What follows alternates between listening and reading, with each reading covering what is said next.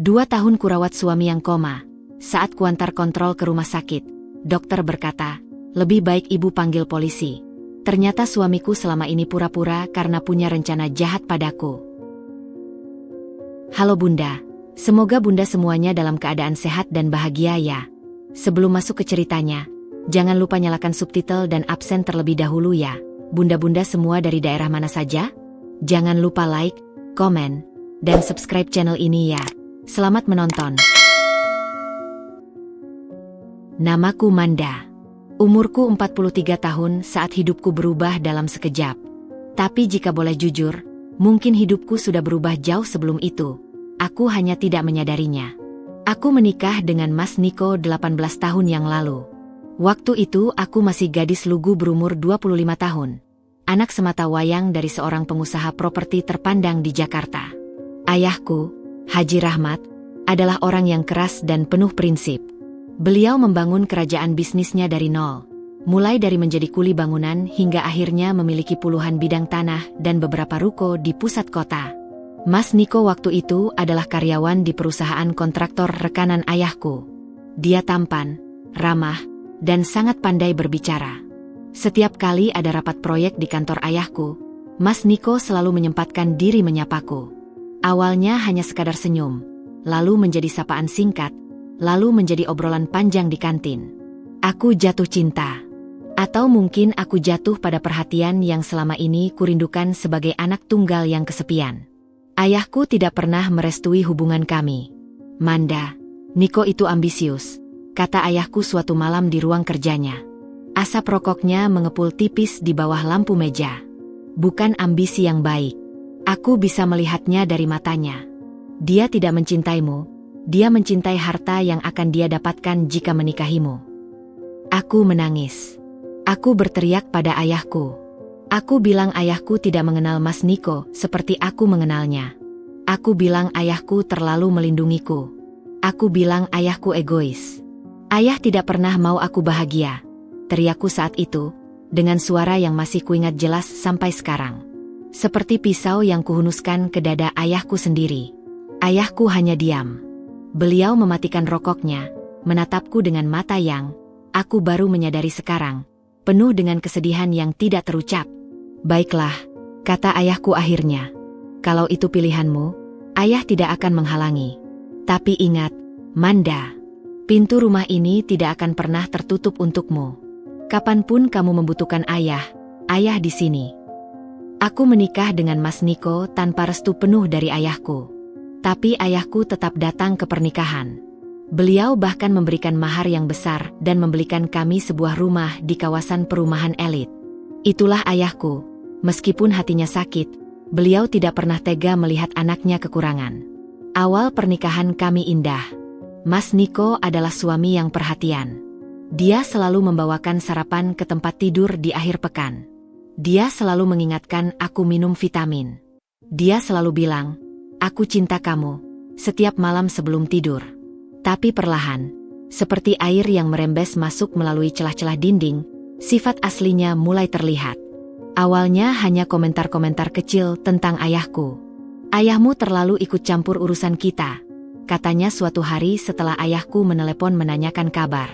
Kita sudah dewasa, Manda. Kita tidak butuh dia mengatur-ngatur. Lalu komentar itu berubah menjadi sesuatu yang lebih tajam. Ayahmu merendahkanku, Manda. Kamu tahu? Di depan rekan-rekannya, dia bilang aku hanya laki-laki biasa yang tidak pantas untuk anaknya. Dia membuatku seperti gelandangan yang beruntung karena bisa menikah dengan putri konglomerat. Aku mencoba menenangkannya. Mas, Papa tidak bermaksud seperti itu. Papa hanya khawatir aku. Kamu selalu membela ayahmu, bentaknya. Itu pertama kalinya dia membentakku. Aku terpaku. Wajah yang biasanya lembut itu berubah menjadi sesuatu yang asing. Tapi hanya sesaat. Setelah itu dia langsung menyesal, memelukku, meminta maaf berkali-kali. Dan aku memaafkannya. Karena saat itu aku masih percaya bahwa itu hanya khilafan. 3 tahun pertama pernikahan, Mas Niko bekerja di perusahaan yang sama. Tapi kemudian dia mengundurkan diri. Aku tidak mau jadi karyawan selamanya, katanya. Aku mau buka usaha sendiri. Pinjamkan aku uang, Manda. Aku memberinya uang. Cukup banyak. Tapi usahanya tidak pernah ada yang bertahan lebih dari setahun. Kadang dia bilang mitra bisnisnya menipu. Kadang dia bilang pasar sedang lesu. Kadang dia bilang ini semua karena ayahku tidak mau membantunya dengan jaringan bisnis yang dimiliki. Kalau ayahmu mau memperkenalkanku pada rekan-rekannya, pasti bisnisku maju, katanya dengan nada kesal. Tapi ayahku tetap pada pendiriannya. Biarkan dia membangun bisnisnya sendiri, kata ayahku padaku melalui telepon. Kalau dia memang punya kemampuan, dia tidak butuh namaku. Aku menjadi penengah di antara dua orang yang kusayangi. Dan perlahan, aku mulai kehilangan diriku sendiri. Anak-anak lahir. Bimo lahir di tahun ketiga pernikahan kami. Nila lahir 2 tahun setelahnya. Mas Niko berubah menjadi ayah yang lembut pada anak-anak. Dia menggendong mereka, mengajak mereka bermain, membacakan cerita sebelum tidur. Melihat itu, aku selalu berpikir bahwa mungkin aku terlalu khawatir. Mungkin Mas Niko hanya butuh waktu untuk menemukan jalannya sendiri.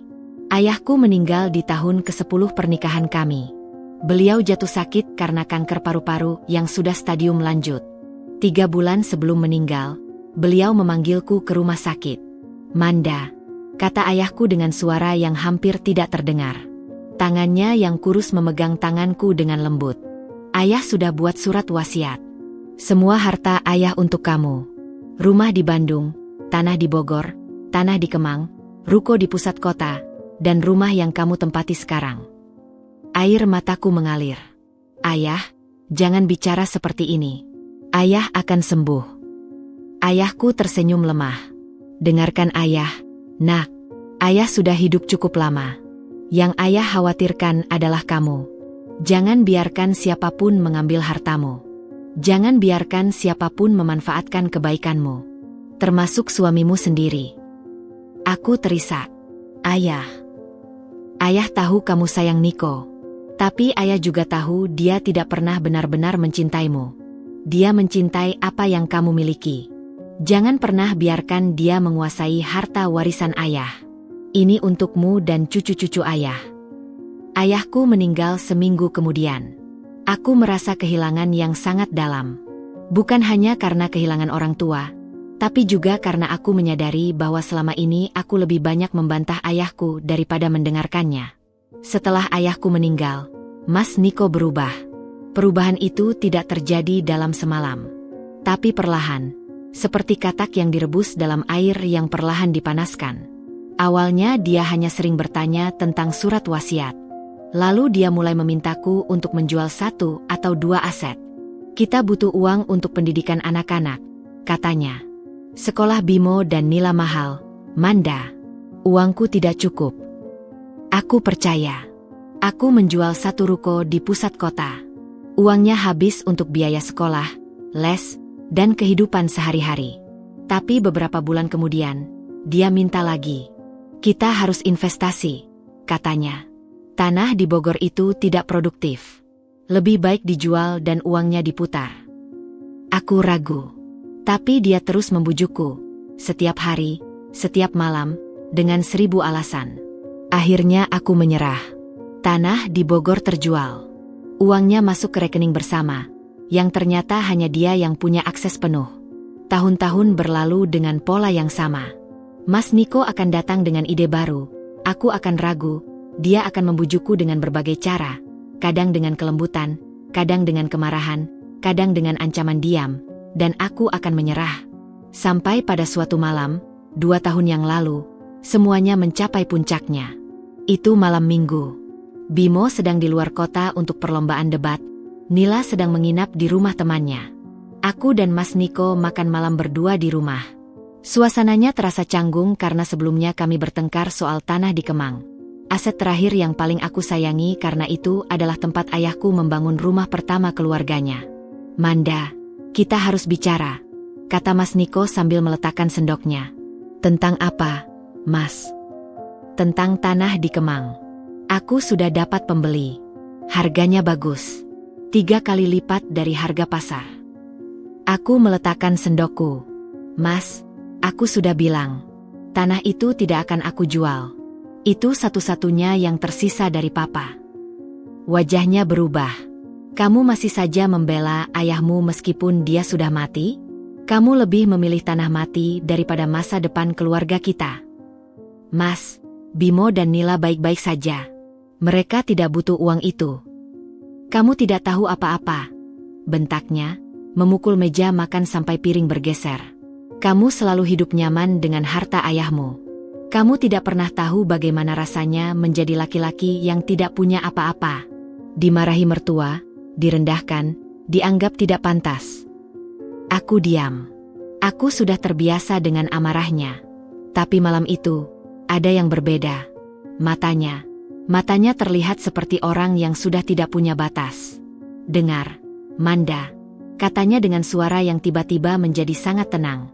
Tenang yang menakutkan. Kamu akan jual tanah itu. Kamu tidak punya pilihan. Karena kalau kamu tidak jual, aku akan pastikan kamu menyesal. Maksud Mas? Dia tersenyum. Senyum yang tidak pernah aku lihat sebelumnya. Senyum yang membuat bulu kuduku merinding.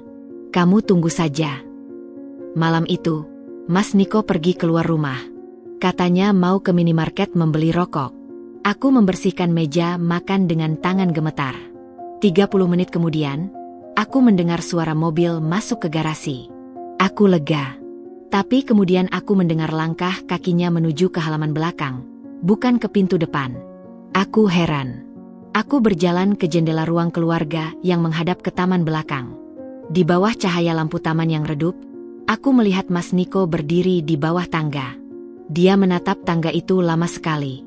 Lalu dia menoleh ke arah jendela, seperti dia tahu aku sedang melihat. Dan dia tersenyum. Lalu dia memanjat tangga itu dengan cepat. Di anak tangga paling atas, dia berhenti. Dia melihat ke bawah. Dia melihat ke arahku sekali lagi. Dan dia menjatuhkan dirinya. Aku mendengar benturan itu. Tubuhnya menghantam lantai keramik dengan suara yang, sampai sekarang, masih menghantuiku di malam hari. Kepalanya membentur ujung pagar taman kecil yang terbuat dari batu. Aku berteriak. Aku berlari keluar. Aku menemukannya terbaring di genangan darah yang mulai mengalir dari pelipisnya. Mas Niko. Matanya terbuka. Kosong. Bibirnya bergerak seperti ingin bicara.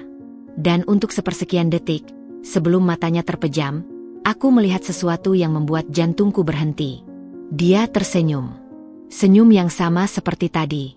Senyum yang membuatku yakin, ini bukan kecelakaan. Tapi aku tidak punya waktu untuk berpikir. Aku menelepon ambulans. Aku membawanya ke rumah sakit terdekat. Aku duduk di ruang gawat darurat dengan pakaian berlumuran darah suamiku sendiri, berdoa kepada Tuhan agar dia selamat. Dan di dalam ruang UGD itu, aku tidak tahu bahwa doaku justru adalah jebakan yang sudah dia pasang untukku. Aku tidak tahu bahwa malam itu adalah awal dari 2 tahun penipuan yang akan menghabiskan hampir seluruh warisan ayahku. Aku tidak tahu bahwa pria yang kucintai, yang kujaga, yang kukorbankan segalanya untuknya, tidak pernah sakit, tidak pernah sekarat, tidak pernah membutuhkanku. Yang aku tahu malam itu hanyalah satu hal, suamiku jatuh, dan dia butuh pertolonganku. Dan seperti yang selalu aku lakukan selama 18 tahun pernikahan ini, aku memberikan segalanya. Tanpa bertanya, tanpa curiga, tanpa tahu bahwa di balik kelopak matanya yang terpejam, Mas Niko sedang tersenyum. Karena rencananya baru saja dimulai. 3 hari setelah Mas Niko jatuh, aku masih belum tidur. Mataku sembab, kepalaku pusing, tapi aku tidak bisa memejamkan mata. Setiap kali aku mencoba tidur di kursi plastik rumah sakit, aku membayangkan darah yang mengalir dari pelipis Mas Niko. Aku membayangkan suara benturan itu. Aku membayangkan senyum aneh di bibirnya sesaat sebelum pingsan. Bu Manda, suara Dokter Anton, dokter jaga di rumah sakit pertama tempat Mas Niko dibawa, memanggilku dari balik meja. Wajahnya serius. Saya sudah lihat hasil CT scan suami ibu. Ada pendarahan di otak bagian frontal. Cukup luas. Saya sarankan ibu segera rujuk ke rumah sakit yang lebih besar dengan fasilitas saraf yang lebih lengkap. Seberapa parah, Dok? Tanyaku. Tanganku menggenggam erat tas yang berisi seluruh dokumen kesehatan Mas Niko. Dokter Anton menghela napas. Saya tidak ingin ibu panik, tapi sebaiknya ibu siapkan diri untuk kemungkinan terburuk.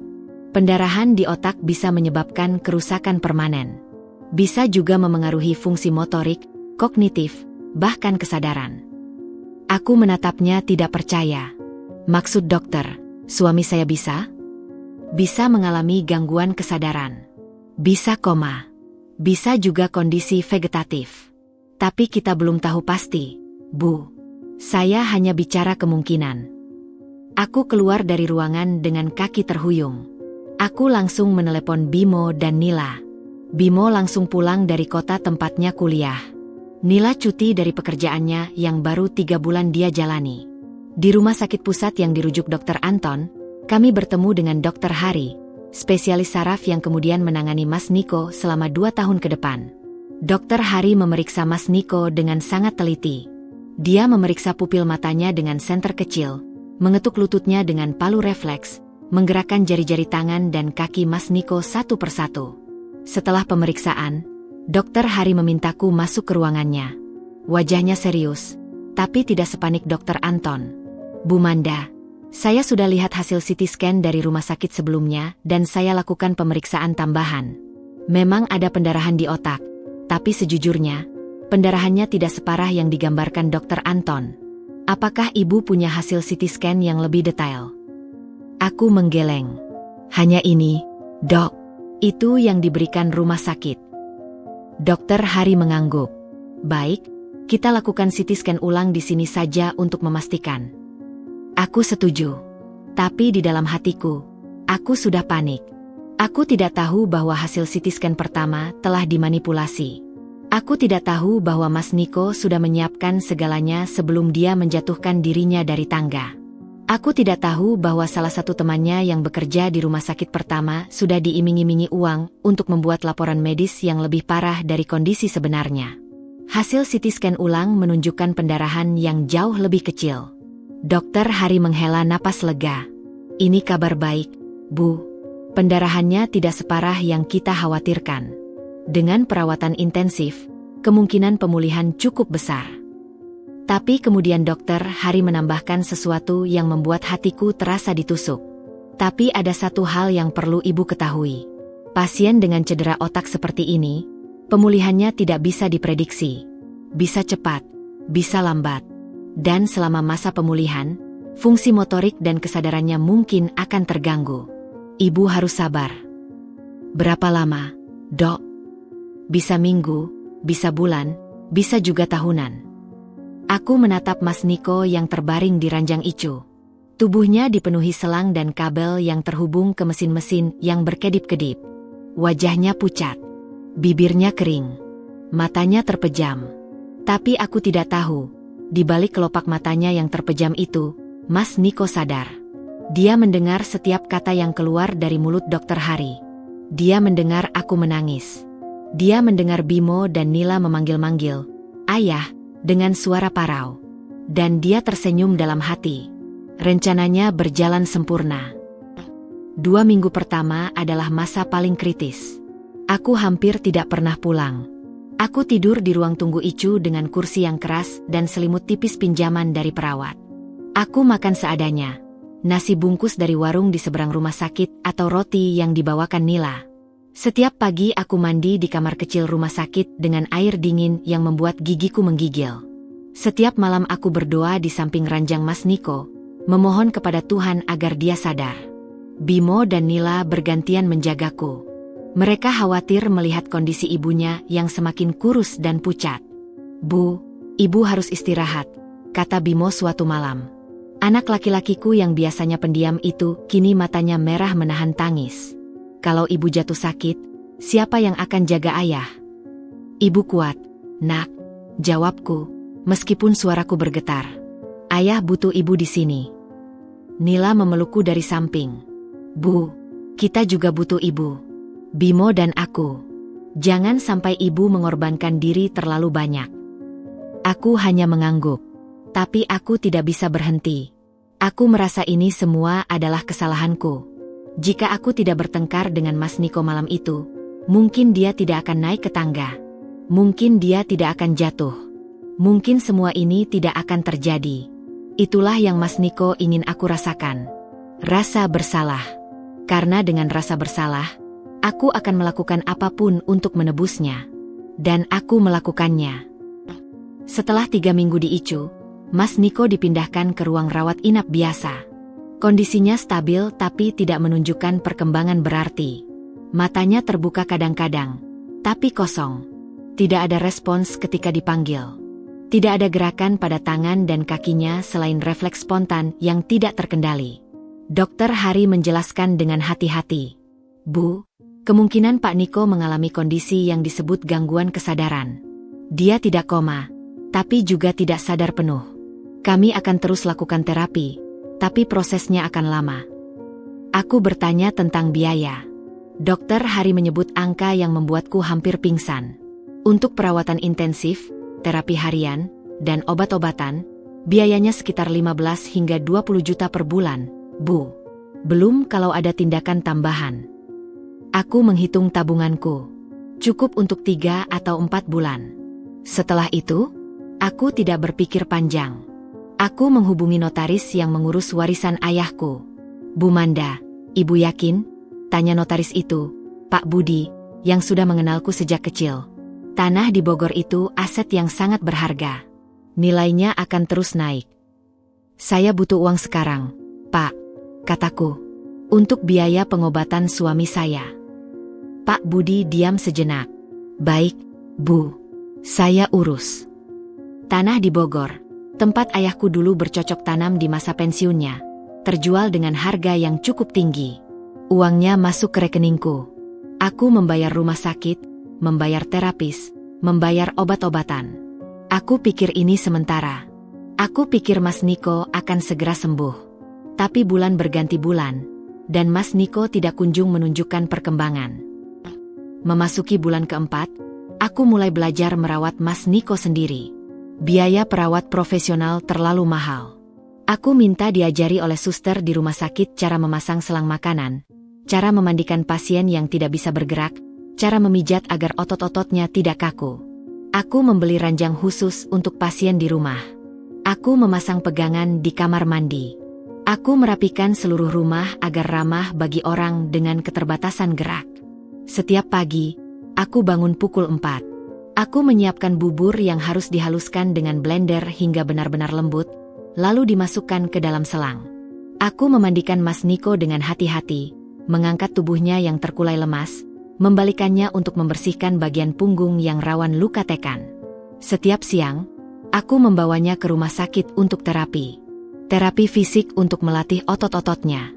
Terapi wicara meskipun dia tidak pernah mengeluarkan suara. Terapi okupasi untuk melatih motorik halusnya. Setiap malam, aku memijat kaki dan tangannya yang kaku. Aku bicara padanya tentang hari-hari kami. Tentang saat pertama kali kami bertemu. Tentang Bimo yang sekarang sudah hampir lulus kuliah. Tentang Nila yang mendapat promosi di tempat kerjanya. Mas, ingat gak waktu kita naik gunung? Mas yang pegangan tangan aku terus karena aku takut jatuh. Sekarang giliran aku yang pegang tangan Mas. Aku tertawa kecil menahan air mata. Tapi aku tidak tahu, di balik tubuhnya yang lemas dan matanya yang kosong, Mas Niko mendengar semuanya. Dia mendengar tangisku di kamar mandi setiap malam. Dia mendengar suaraku yang serak karena kelelahan. Dia mendengar aku menelepon Pak Budi, notaris itu, lagi dan lagi. Pak Budi, tolong carikan pembeli untuk rumah di Bandung. Pak Budi, saya butuh uang cepat. Tanah di Bogor sudah habis. Pak Budi, saya pinjam dulu ya, sampai ada yang beli aset berikutnya. Dan setiap kali aku menjual sebidang tanah, setiap kali aku meminjam uang, setiap kali aku menangis karena kelelahan, Mas Niko mendengarnya. Dan di dalam dadanya yang tampak tenang, dia tersenyum. Dia menghitung dalam hati. Tanah di Bogor, ludes. Rumah di Bandung, terjual. Tabunganku, habis. Rencananya berjalan sempurna. Di bulan ke-10, aku mulai berutang. Aku sudah menjual hampir semua aset warisan ayahku. Hanya tersisa tanah di Kemang yang tidak pernah aku sentuh karena itu adalah tempat paling berharga bagiku. Di sanalah ayahku membangun rumah pertama keluarganya. tempat aku dibesarkan hingga usia 10 tahun sebelum pindah ke Jakarta. Tapi biaya pengobatan tidak pernah berhenti. Setiap bulan selalu ada tagihan baru, obat baru, terapi baru, alat bantu baru. Aku mulai meminjam dari tetangga, dari teman-teman lama, bahkan dari bank dengan bunga yang memberatkan. Aku tidak pernah cerita pada Bimo dan Nila. Aku tidak mau mereka khawatir. Bimo sedang menyelesaikan skripsinya, Nila baru meniti karir. Aku bilang pada mereka, ibu kuat, ibu bisa sendiri. Tapi malam-malam, ketika rumah sudah sepi dan hanya ada aku dan Mas Niko yang terbaring tak sadar, aku duduk di lantai kamar mandi. Aku meremas handuk kecil di mulutku agar suaraku tidak terdengar. Aku menangis. Aku menangis sampai mataku perih, sampai kepalaku pusing, sampai tidak ada air mata yang tersisa. Kenapa Mas melakukan ini? Bisikku suatu malam, entah kepada siapa. Kenapa Mas jatuh? Kenapa Mas meninggalkan aku sendiri? Aku tidak tahu bahwa Mas Niko mendengar pertanyaanku. Aku tidak tahu bahwa di balik kelopak matanya yang terpejam, dia sedang tersenyum mendengar tangisku. Karena itulah yang dia inginkan. Bukan hanya hartaku, tapi juga penderitaanku. Sebagai balasan atas semua tahun di mana ayahku, menurut dia, telah merendahkannya. Dia ingin aku merasakan apa yang dia rasakan. Hancur, terpuruk, kehilangan segalanya. Dan selama 2 tahun itu, aku memberikannya dengan sukarela. Di bulan ke-14, aku mulai merasa ada yang aneh. Bukan tentang biaya atau kelelahan, tapi tentang Mas Niko sendiri. Suatu malam, setelah aku memandikannya dan membaringkannya kembali di ranjang, aku melihat jari-jari tangannya bergerak. Bukan refleks biasa, tapi gerakan yang teratur.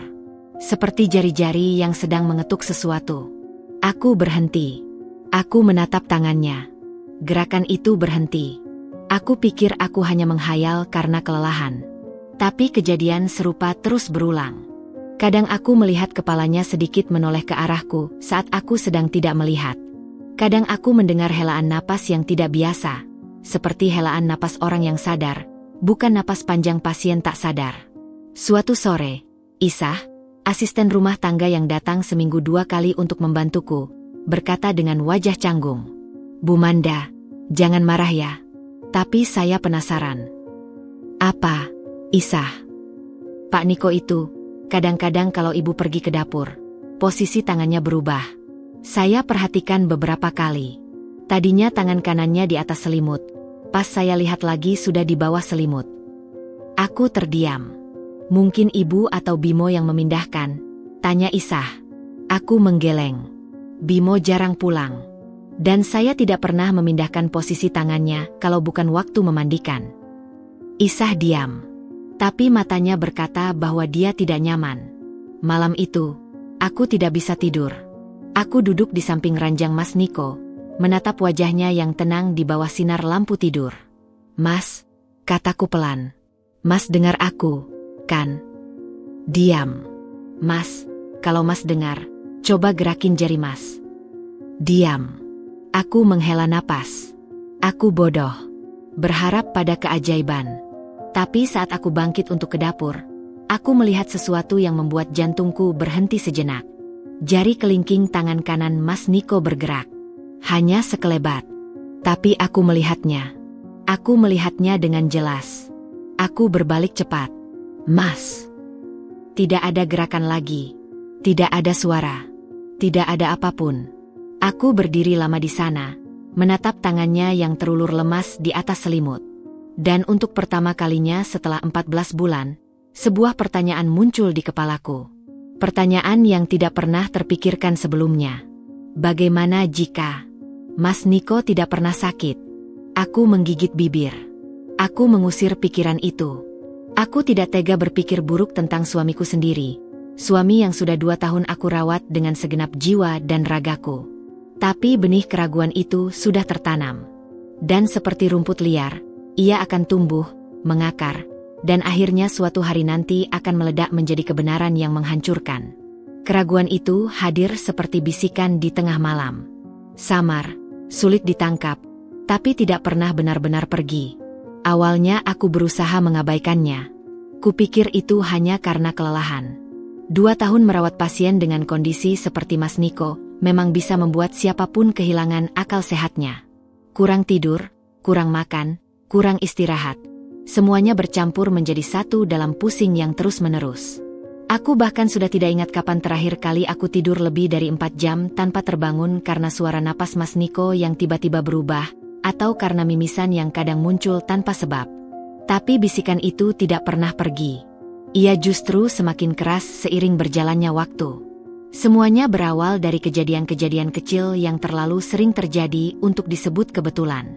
Aku mulai mencatatnya dalam hati, meskipun aku sendiri tidak yakin mengapa aku melakukan itu. Kejadian pertama terjadi pada bulan ke-14, sekitar 2 minggu setelah Isah menyampaikan kecurigaannya tentang tangan Mas Niko yang berpindah posisi. Waktu itu aku sedang membersihkan kamar. Aku meletakkan handuk bersih di atas lemari dekat ranjang, lalu pergi ke dapur untuk mengambil air minum. Tidak lebih dari 5 menit. Saat aku kembali, handuk itu sudah berada di lantai. Aku membungkuk mengambilnya. Aku melihat ke arah Mas Niko. Masih terbaring dengan posisi yang sama. Matanya terpejam. Dadanya naik turun teratur. Mungkin handuk itu jatuh karena tertiup angin dari jendela, pikirku. Tapi jendela kamar tertutup rapat karena Mas Niko tidak boleh terkena angin malam. Dokter bilang suhu tubuh pasien dengan gangguan kesadaran sangat sensitif. Aku menggantung handuk itu kembali di tempatnya. Aku berdiri agak lama, menatapnya. Tidak ada yang aneh.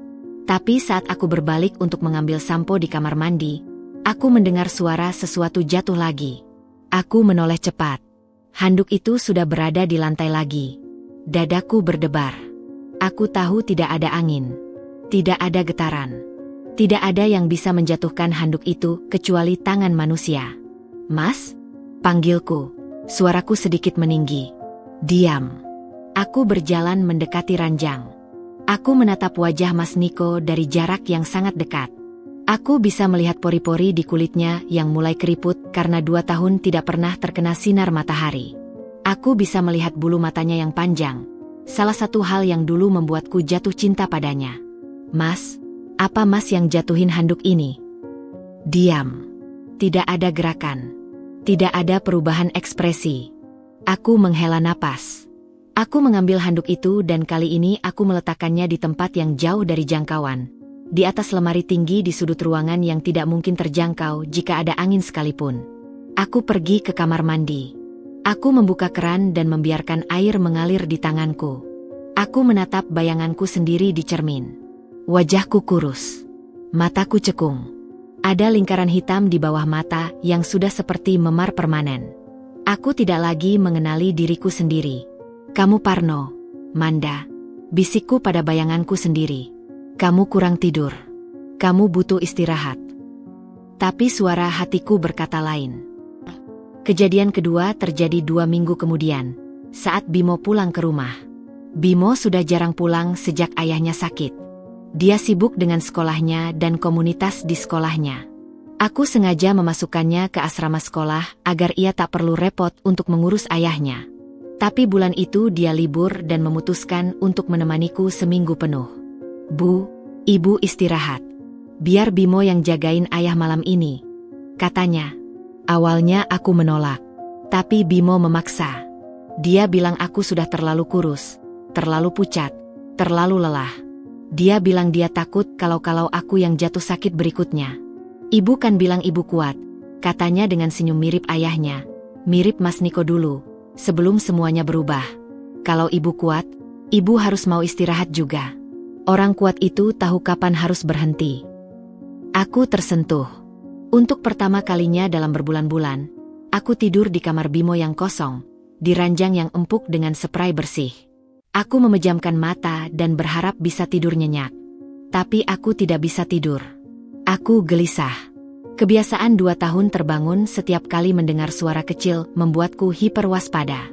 Setiap kali angin bertiup, setiap kali pintu rumah bergeser, setiap kali ada suara langkah, aku langsung terbangun.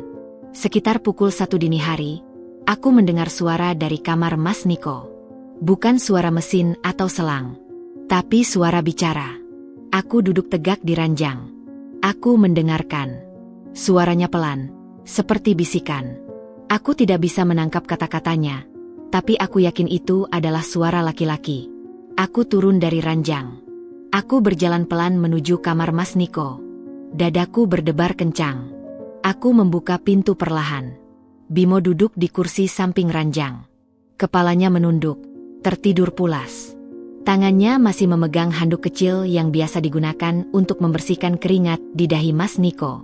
Mas Niko terbaring seperti biasa. Matanya terpejam. Tidak ada yang berubah. Tapi aku yakin tadi aku mendengar suara bicara. Bimo, panggilku pelan. Bimo terbangun. Matanya masih sayu. Bu, ada apa? Tadi Bimo bicara sama ayah. Bimo mengucek matanya. Enggak, Bu. Bimo ketiduran tadi. Dari tadi Bimo di sini sendiri. Tidak ada yang bicara. Aku menatap Mas Niko. Tapi ibu dengar suara. Mungkin ibu mimpi, Bu. Ibu kan baru pertama kali tidur enak dalam berbulan-bulan. Kadang kalau terlalu capek, kita bisa dengar suara-suara. Aku tidak menjawab. Aku mendekati ranjang. Aku menatap wajah Mas Niko. Wajah yang sama. Damai. Tenang. Kosong. Tapi sesuatu di sudut bibirnya. Hanya sepersekian detik. Seperti tersenyum. Aku berkedip. Senyum itu hilang. Bu. Bimo berdiri di sampingku. Ibu kenapa? Aku menggeleng. Tidak apa-apa. Ibu mungkin hanya terlalu lelah. Tapi aku tahu aku tidak bermimpi. Dan aku tahu senyum itu nyata. Kejadian ketiga adalah yang paling membuatku tidak bisa tidur selama berhari-hari. Itu terjadi pada suatu malam di bulan ke-15. Aku sudah menyiapkan makan malam dan menunggunya di ruang keluarga, sambil sesekali menengok ke kamar Mas Niko. Sekitar pukul 9 malam, aku masuk ke kamar Mas Niko untuk memeriksa kondisinya sebelum tidur. Aku membuka pintu. Dan aku membeku. Mas Niko sedang duduk di ranjang. Dia duduk tegak, punggungnya lurus, kepalanya menoleh ke arah jendela. Lampu kamar hanya menyala satu, lampu tidur di pojok, sehingga ruangan temaram. Tapi aku bisa melihat dengan jelas. Dia duduk dengan sempurna. Mas? Bisikku, suaraku tersangkut di tenggorokan. Perlahan, dia menoleh ke arahku. Matanya terbuka lebar. Tidak kosong. Tidak sayu. Matanya gelap dan dalam, menatapku dengan intensitas yang belum pernah kulihat selama 2 tahun terakhir. Bibirnya, bibir yang selama ini kering dan tak pernah bergerak, sedikit terbuka, seperti hendak bicara. Aku ingin berteriak memanggil Nila. Aku ingin berlari keluar kamar. Tapi kakiku terpaku di lantai. Aku hanya bisa berdiri di ambang pintu, menatap suamiku yang tiba-tiba duduk tegak setelah 15 bulan terbaring lemas. Dan kemudian, dalam sekejap, dia roboh. Tubuhnya jatuh ke samping dengan suara berat. Kepalanya membentur bantal. Tangannya terkulai di sisi ranjang. Dan dia kembali seperti semula. Tak sadar, lemas, matanya terpejam. Aku berdiri di sana, tidak bergerak, tidak bernapas, selama beberapa detik yang terasa seperti selamanya. Bu? Suara Nila dari belakangku membuatku melompat kaget. Bu, ibu kenapa berdiri di depan pintu? Ada apa? Aku menoleh ke arah Nila. Mulutku terbuka tapi tidak ada suara yang keluar. Aku menunjuk ke arah ranjang dengan tangan gemetar. Ayah. Ayah tadi. Ayah duduk. Bisikku. Nila menatapku, lalu menatap ayahnya yang terbaring lemas. Ayah duduk? Maksud ibu? Ayah duduk, Nil. Aku lihat. Ayah duduk tegak di ranjang. Ayah menatap aku. Nila mendekati ranjang. Dia memeriksa ayahnya, mengangkat tangan ayahnya, melihat pupil matanya, memegang keningnya. Semuanya normal. Semuanya sama seperti biasa. Bu, kata Nila perlahan, mungkin ibu terlalu capek. Ibu lihat bayangan atau apa? Ayah kan tidak mungkin. Aku lihat, Nil. Suaraku meninggi tanpa sengaja. Aku langsung menutup mulut. Maaf. Tapi ibu lihat, Nil. Ibu tidak bermimpi. Ibu lihat ayah duduk. Nila terdiam. Dia menatapku dengan mata yang, aku tahu, penuh dengan kekhawatiran. Bukan kekhawatiran untuk ayahnya, tapi untukku. Baik, Bu, kata Nila akhirnya. Besok kita kontrol ke dokter Hari. Ya, biar dokter periksa ayah lebih teliti. Mungkin ada perkembangan. Aku mengangguk. Tapi di dalam hatiku, aku tahu ini bukan sekadar perkembangan. Ini adalah sesuatu yang lain. Sesuatu yang tidak bisa aku jelaskan. Malam itu, aku tidak tidur. Aku duduk di kursi di samping ranjang Mas Niko, menatapnya tanpa berkedip. Aku ingin melihat apakah dia akan bergerak lagi. Apakah dia akan duduk lagi. Apakah dia akan membuka mata dan berbicara padaku. Tapi dia tidak melakukan apapun. Dia hanya terbaring diam seperti patung. Aku mulai berpikir. Aku mengingat-ingat kembali kejadian-kejadian aneh selama beberapa bulan terakhir. Handuk yang jatuh. Ponsel yang berpindah tempat. Suara bisikan di malam hari. Jari-jari yang bergerak. Dan sekarang, dia duduk. Semua kejadian itu terjadi ketika aku sendirian bersamanya. Atau ketika tidak ada orang lain yang melihat. Apakah mungkin Mas Niko sadar? Apakah mungkin dia sudah sadar sejak lama, tapi dia pura-pura tidak sadar? Aku menggigit bibir. Pikiran itu terlalu mengerikan untuk diakui. Apa motifnya? Mengapa seseorang berpura-pura tidak sadar selama berbulan-bulan, bahkan bertahun-tahun?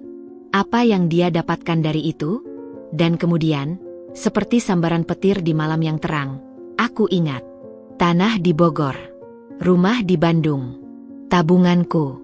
Semua habis untuk biaya pengobatannya. Apakah mungkin semua ini adalah rencana? Aku memejamkan mata. Aku tidak mau berpikir seperti itu. Aku tidak mau menuduh suamiku sendiri tanpa bukti. Tapi benih keraguan yang dulu hanya bisikan kecil, kini telah tumbuh menjadi pohon yang kokoh dengan akar yang mencengkeram dalam-dalam di hatiku. Aku harus tahu kebenarannya. Keesokan paginya, aku menelepon Dokter Hari. Dok, saya Manda, istri Pak Niko. Saya mau minta jadwal kontrol lebih cepat. Ada perkembangan yang perlu dokter periksa. Perkembangan apa, Bu? Aku menarik napas panjang. Suami saya, tadi malam dia duduk di ranjang, Dok, dan dia menatap saya. Dokter Hari diam sejenak. Aku bisa mendengar dia menarik napas di ujung telepon. Bu Manda, katanya akhirnya, apakah ibu yakin tidak tertidur saat itu? Saya yakin, Dok. Saya tidak tidur semalaman setelah kejadian itu. Saya duduk di sampingnya dan menatapnya. Saya tidak bermimpi. Dokter Hari menghela napas. Baik, minggu depan ibu bawa Pak Niko ke sini. Saya akan lakukan pemeriksaan lebih mendalam. Ada beberapa tes yang selama ini tidak saya lakukan karena tidak ada indikasi. Tapi kalau ibu melaporkan ada gerakan sadar seperti itu, kita perlu periksa ulang. Terima kasih, Dok. Saat aku meletakkan telepon, aku menatap Mas Niko yang terbaring di ranjang. Mas, kataku pelan, minggu depan kita ke dokter. Dan kalau Mas benar-benar sadar, kalau Mas selama ini pura-pura. Aku tidak menyelesaikan kalimatku. Aku tidak tahu apa yang akan aku lakukan jika kebenaran itu terungkap. Tapi satu hal yang aku tahu, aku tidak akan lagi menjadi Manda yang sama seperti 2 tahun lalu. Aku tidak akan lagi menjadi istri yang patuh dan percaya buta. 2 tahun merawat suami yang mungkin tidak pernah membutuhkanku telah mengajarkan sesuatu yang tidak pernah aku pelajari dalam 18 tahun pernikahan. Bahwa cinta tanpa batas bukanlah kebajikan. Itu adalah jebakan. Dan aku sudah terperangkap di dalamnya terlalu lama. 2 minggu sebelum jadwal kontrol ke Dokter Hari adalah 2 minggu paling panjang dalam hidupku. Setiap malam terasa seperti selamanya. Setiap bayangan di dinding membuat jantungku berdebar. Setiap suara kecil di dalam rumah, entah itu derit pintu, suara kucing di luar, atau angin yang menerpa jendela, membuatku melompat waspada. Aku tidak lagi tidur di kamar Bimo yang kosong. Aku memindahkan kasur tipis ke lantai di samping ranjang Mas Niko. Aku ingin mengawasinya setiap saat. Aku ingin tahu apakah gerakan-gerakan aneh itu akan terulang. Bimo sudah kembali ke asrama sekolah, begitupun dengan Nila. Aku sendirian di rumah besar ini dengan seorang suami yang entah benar-benar sakit atau sedang memainkan drama terbesar dalam hidupku. Malam pertama setelah telepon dengan Dokter Hari, aku duduk bersandar di dinding, memeluk lutut, menatap Mas Niko dengan mata tidak berkedip. Lampu kamar aku redupkan hingga hanya tersisa cahaya kecil dari lampu tidur di sudut. Cukup untuk melihat, tapi tidak cukup untuk menghilangkan bayangan-bayangan yang menari-nari di dinding. Pukul 11 malam. Mas Niko tidak bergerak. Pukul 12. Masih sama. Pukul 1 dini hari. Aku mulai merasa kantuk berat. Mataku terasa perih. Aku menggigit bibir bawahku untuk tetap terjaga. Aku ingat saran dari artikel yang kubaca. Jika ingin tetap terjaga, jangan duduk diam. Bergeraklah. Aku berdiri. Aku berjalan mondar-mandir di kamar. Aku mengambil handuk kecil dan membasahinya dengan air dingin, lalu menempelkannya ke wajahku. Kesegaran sesaat membantu, tapi tidak lama. Sekitar pukul 2, aku tidak bisa menahan kantuk lagi. Mataku terpejam meskipun aku sudah berusaha sekuat tenaga. Aku bersandar di dinding, berniat hanya memejamkan mata sebentar. Aku terbangun dengan perasaan dingin menjalari tengkuku. Aku membuka mata. Lampu kamar masih redup. Aku masih di posisi yang sama, bersandar di dinding. Tapi ada sesuatu yang berbeda. Aku menoleh ke arah ranjang. Mas Niko tidak ada di ranjang. Jantungku berhenti berdetak sesaat. Aku bangkit berdiri dengan gerakan refleks, mataku liar mencari ke seluruh penjuru ruangan. Lalu aku melihatnya. Dia berdiri di sudut kamar, dekat jendela. Membelakangiku. Punggungnya lurus, tidak lagi bungkuk seperti pasien yang terbaring 2 tahun. Rambutnya yang panjang dan kusut karena jarang dipotong menjuntai hingga ke bahu. "Mas?" Suaraku keluar hanya bisikan. Dia tidak bergerak. Aku mencoba berdiri. Kakiku lemas. Aku meraih dinding untuk menopang tubuhku. "Mas Niko." Aku memanggil lagi, lebih keras kali ini. Perlahan, dia berbalik. Wajahnya pucat diterpa cahaya bulan yang masuk dari jendela. Matanya terbuka lebar, terlalu lebar. Pupilnya membesar, hampir menutupi seluruh warna coklat yang dulu begitu hangat. Bibirnya bergerak, seperti ingin mengucapkan sesuatu, tapi tidak ada suara yang keluar. Dan kemudian dia tersenyum. Senyum yang sama. Senyum yang membuat bulu kuduku berdiri. Senyum yang pernah kulihat malam dia jatuh dari tangga 2 tahun lalu. Mas, suaraku patah. Dia melangkah ke arahku. 1 langkah, 2 langkah. Kakinya bergerak dengan sempurna, tidak sempoyongan seperti orang yang baru belajar berjalan.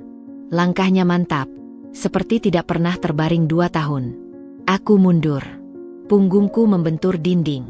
Tidak ada tempat untuk pergi. "Manda," katanya.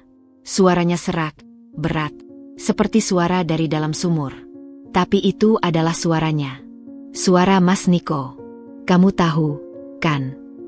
"Tahu apa?" "Kamu tahu aku tidak pernah sakit." Aku menggeleng. Air mata mulai mengalir di pipiku. "Kamu tahu aku mendengar semuanya. Setiap tangismu, setiap doamu. Setiap kali kamu menjual tanah-tanah itu." "Kenapa, Mas?" bisikku. "Kenapa Mas melakukan ini?" Dia tersenyum lagi. "Karena kamu pantas mendapatkannya. Sama seperti ayahmu pantas mendapatkan apa yang dia dapatkan." "Ayahku sudah meninggal, Mas." "Dia tidak pernah." Dia merendahkanku, bentaknya tiba-tiba. Suaranya memantul di dinding kamar. Dia bilang aku tidak pantas untuk anaknya. Dia bilang aku hanya laki-laki biasa. Dia membuatku merasa seperti sampah di depan semua orang. Dan kamu, Manda, kamu tidak pernah membelaku. Kamu selalu membela ayahmu."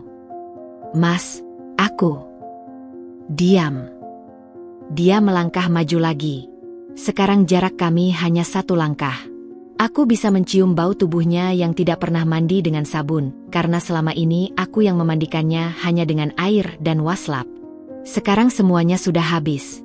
"Manda, tanah-tanah itu sudah ludes. Tabunganmu kosong. Kamu bahkan punya utang. Sekarang kamu tidak punya apa-apa. Sama seperti aku dulu." Aku menatapnya. Di tengah ketakutan yang membekukan darahku, tiba-tiba ada sesuatu yang lain muncul. Bukan takut, bukan sedih, marah. Mas, kataku, dan untuk pertama kalinya suaraku tidak bergetar. Mas lupa satu hal. Apa? Aku tidak akan pernah sama seperti Mas dulu. Karena Mas dulu memang tidak punya apa-apa. Tapi aku masih punya sesuatu yang tidak bisa Mas ambil. Dia tertawa. Apa? Tanah di Kemang? Itu juga akan habis, Manda. Kamu akan menjualnya untuk biaya pengobatanku, dan aku akan. Bukan itu, potongku. Aku punya anak-anak yang tahu ibu mereka bukan penipu. Aku punya nama baik yang tidak akan tercoreng oleh kejahatan. Aku punya hati yang bersih, Mas. Itu yang tidak pernah Mas miliki. Dan itu yang tidak akan pernah bisa Mas ambil dari aku. Wajahnya berubah. Senyumnya menghilang. Matanya menyipit, penuh kebencian. Dia mengangkat tangannya. Tapi sebelum tangannya menyentuhku, tubuhnya tiba-tiba roboh. Lututnya lemas, tubuhnya jatuh ke lantai dengan suara keras. Dia tergeletak di kakiku, matanya terbuka tapi kosong, mulutnya setengah terbuka. Aku berdiri di atasnya, gemetar. Aku tidak memanggil siapapun. Aku tidak berteriak minta tolong. Aku hanya berdiri di sana, menatap pria yang 2 tahun lalu kujanjikan untuk setia dalam suka dan duka. Aku mengambil ponselku. Aku melihat layar. Pukul 3.47 dini hari. Aku membuka kontak Dokter Hari. Aku mengetik pesan. Dokter, saya tidak bisa menunggu sampai minggu depan.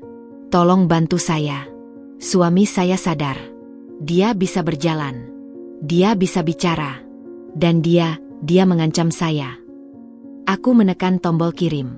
Lalu aku berjalan keluar kamar, menutup pintu, dan menguncinya dari luar. Untuk pertama kalinya dalam 2 tahun, aku berada di sisi lain pintu yang terkunci. Dan untuk pertama kalinya pula, aku tidak merasa seperti tahanan dalam rumahku sendiri. Pagi itu aku tidak tidur semenit pun setelah mengirim pesan kepada Dokter Hari. Aku duduk di ruang keluarga dengan punggung membelakangi kamar Mas Niko yang terkunci. Segelas kopi hitam sudah dingin di depanku, tidak pernah kusentuh. Tanganku masih gemetar ketika kuingat kembali wajahnya di sudut kamar. Matanya yang gelap, senyumnya yang dingin, dan ancaman yang melayang di udara sebelum tubuhnya roboh. Ponselku bergetar pukul 6 pagi. Dokter Hari membalas pesanku. Bu Manda, saya sudah atur jadwal kontrol hari ini jam 10. Saya juga sudah koordinasi dengan tim keamanan rumah sakit. Ibu tenang, kami akan bantu. Aku membalas hanya dengan satu kata, terima kasih. Aku tidak membangunkan Mas Niko. Aku membiarkannya tetap di dalam kamar, di lantai tempat dia jatuh tadi malam. Aku tidak tahu apakah dia sudah bangun, apakah dia kembali, pingsan, atau sedang duduk diam di sana menunggu. Aku tidak peduli. Untuk pertama kalinya, aku tidak peduli. Jam 8 pagi, aku menghubungi Nila. Nil, ibu mau bawa ayah kontrol ke rumah sakit. Ibu butuh kamu temani. Diam sejenak. Baik, Bu. Aku minta izin dulu. Aku menutup telepon. Aku berjalan menuju kamar Mas Niko. Aku mengambil kunci dari sakuku. Kunci yang kuambil dari dalam lemari semalam. Kunci cadangan yang tidak pernah kugunakan selama 2 tahun karena pintu kamar tidak pernah terkunci. Aku membuka pintu. Masih seperti semalam. Mas Niko terbaring di lantai dekat jendela, persis di tempat dia jatuh. Matanya terpejam. Dadanya naik turun teratur. Tangannya tergeletak di sisi tubuh. Dia kembali ke mode pasien tak sadar. Aku berdiri di ambang pintu, menatapnya lama. Dulu, melihatnya seperti ini akan membuat hatiku hancur. Aku akan berlari mendekat, memeriksa apakah dia baik-baik saja, mengangkatnya dengan hati-hati kembali ke ranjang. Tapi sekarang, aku hanya berdiri. Aku menatapnya dengan mata yang tidak lagi buta. Mas, kataku, suaraku datar. Aku tahu Mas sadar. Aku tidak tahu apakah Mas pura-pura pingsan sekarang atau memang Mas punya masalah medis yang sebenarnya. Tapi satu hal yang aku tahu, aku tidak akan pernah lagi menjadi Manda yang dulu. Tidak ada gerakan. Tidak ada respons. Bangun, Mas. Kita pergi ke rumah sakit. Dan kali ini, Mas tidak bisa mengelabui siapapun. Aku berbalik dan keluar kamar.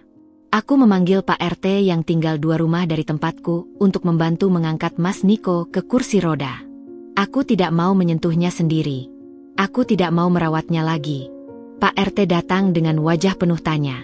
Selama 2 tahun, dialah yang paling sering melihat perjuanganku merawat Mas Niko. Dia tahu betapa aku mengorbankan segalanya. Bu Manda, ada apa? Tanyanya ketika melihat wajahku yang berubah. Pak Niko kontrol ke rumah sakit. Pak, tolong bantu angkat ke kursi roda. Dia mengangguk.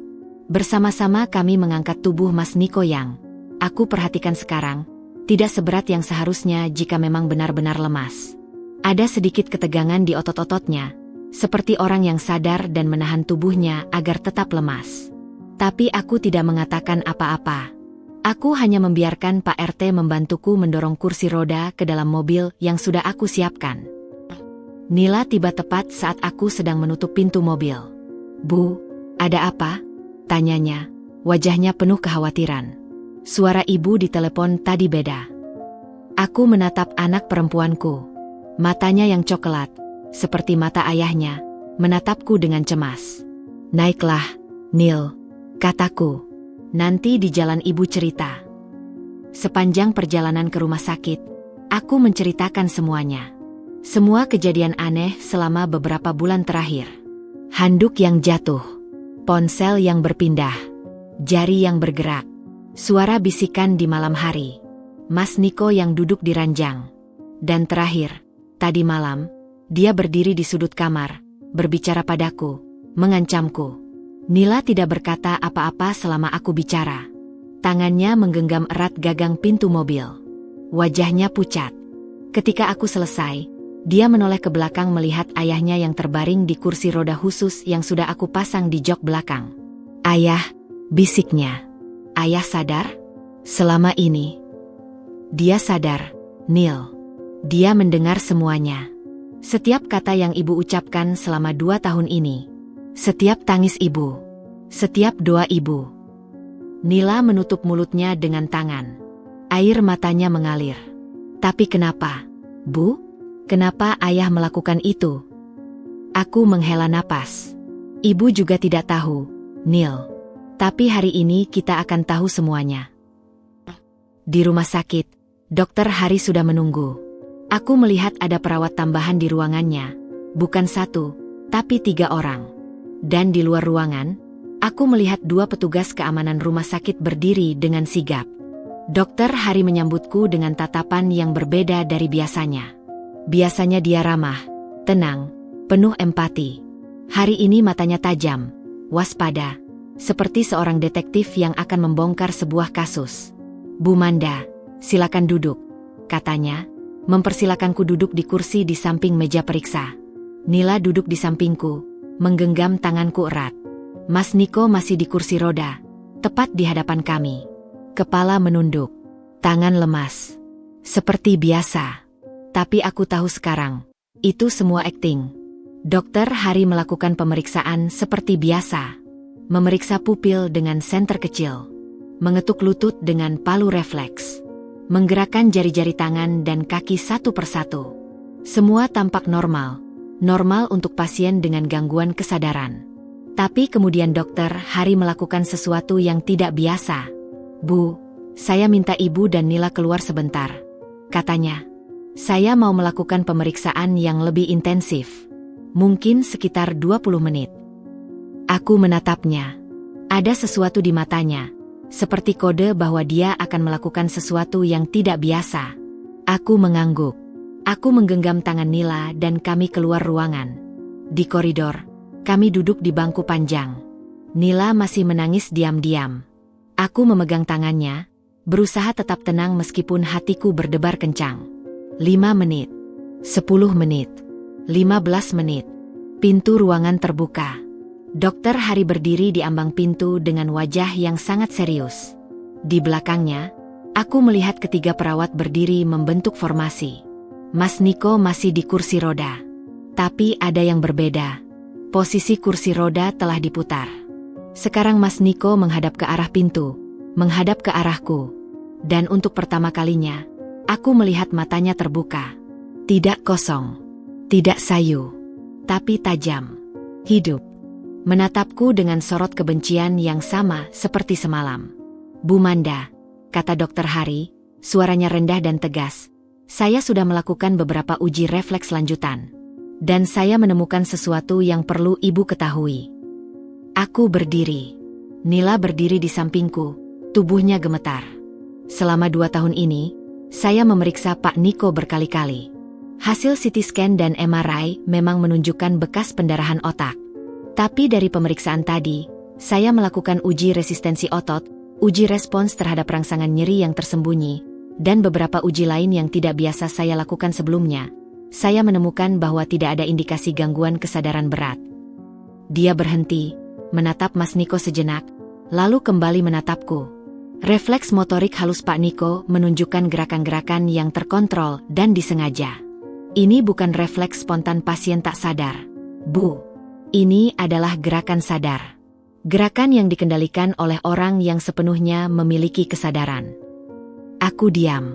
Aku sudah tahu ini. Tapi mendengarnya dari mulut dokter membuat semuanya terasa lebih nyata. Selama ini Pak Niko sadar. Suaraku nyaris tak terdengar. Selama 2 tahun. "Ya, Bu," kata Dokter Hari. "Pak Niko sadar. Beliau bisa bergerak. Beliau bisa bicara. Selama ini, dia menarik napas dalam-dalam. Beliau pura-pura." Nila terisak di sampingku. Aku merasakan tangannya menggenggam erat lenganku. Kukunya nyaris menusuk kulit. Dan dari hasil pemeriksaan saya, Dokter Hari melanjutkan, saya melihat pola yang mengkhawatirkan. Pak Niko tidak hanya pura-pura. Ada indikasi bahwa ini direncanakan dengan matang. Karena itu, Bu Manda. Dia menatapku dalam-dalam. "Lebih baik Ibu panggil polisi."